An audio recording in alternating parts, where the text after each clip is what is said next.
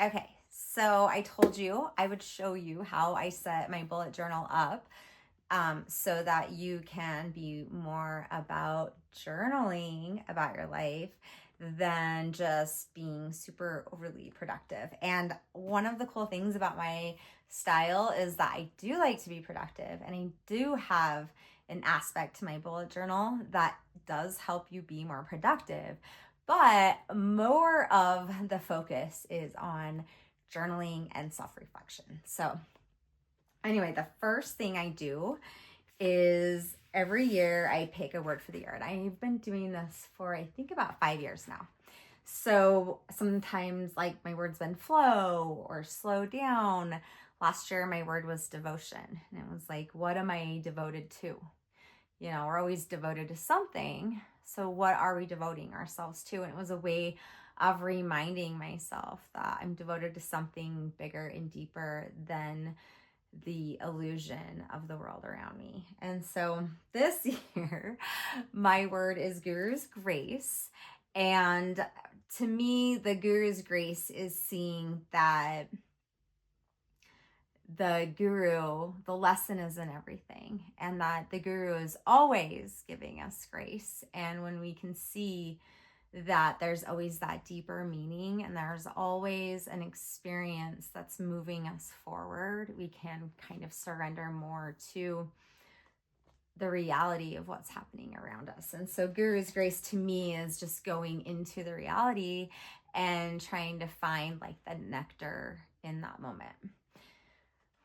So it's kind of a deep thought. Okay, so the next thing I like to do, so you don't have to pick a word for the year, but I think it's a great idea because I don't really like to do New Year's resolutions. I feel like January is a horrible time to try to like start some big new like workout program because I mean, it's the Vata time of the year. It's just not really a great time to begin things, you know? It's a great time to reflect.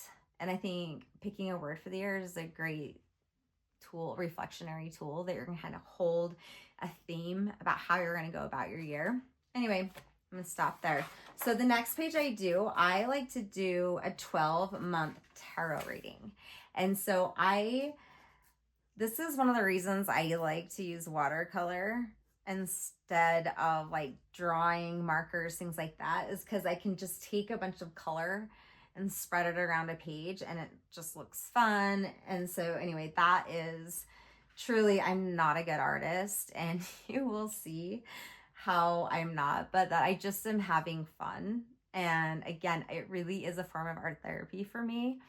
I feel like I express myself as I paint or do artistic creative things. So anyway, and that is also part of my personality, is to be really creative. And so this just kind of gives me that outlet. But anyway, you again can keep all of this, like this could just be a white page, and you can have the black letters of the months of January, February, March, April, May, June. All of the months are right here. And then you could even, if you have like the highlighting zebra markers, which are my favorite, you could just go over each month with a different color. And it looks so cute. And it's simple. Anyone could do it. Like, you can't tell me like, oh, I'm not creative, because trust me, anybody could do that. Okay, so that's the next thing I do in my journal. So this is also a very self-reflective moment. I like to do this as kind of a ritual. Like, I sit down, light a candle, and find out what lies ahead in the year ahead. Okay, so then the next thing that I have in my bullet journal, so as you can see here too, like, what a simple watercoloring idea to do as a very like non-artistic person. So this is again why I like to do the watercolors, just putting fun colors on a page, and it feels like a great outlet. So this is my check-in for 2024. And I told you I'd go a lot deeper into this. So, what are your best memories? What went well? What made you feel alive? What didn't go well? How did you overcome it? What was your biggest success? What was your greatest lesson? And what is God showing you? And this could also be, what is the universe showing you? Like, does take God out of it? Like, what is life showing you? What is coming up? Like, just, what lessons do I feel right now? Anything like that. That's what we're trying to get to. So don't be like alarmed when you hear the word God, because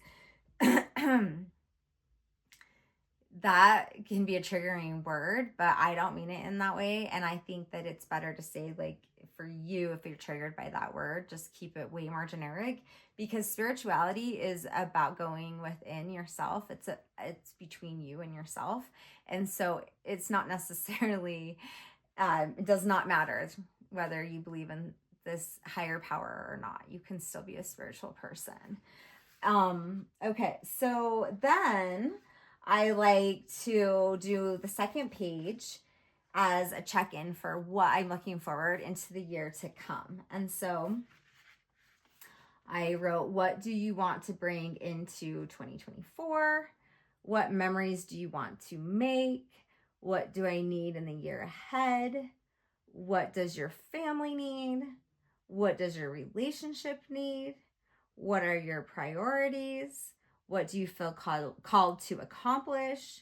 What do you want to focus on? What do you want to learn? Word of the year and why. And so this is my opportunity to elaborate a little bit on what I mean by Guru's grace and have that recorded, so that your like little beginning of the year has a little bit of an explanation. You could also explain it on the page. So this is like totally up to you. And I am going to end this video here. Those are my first 3 pages. And I will show you the next couple pages after that.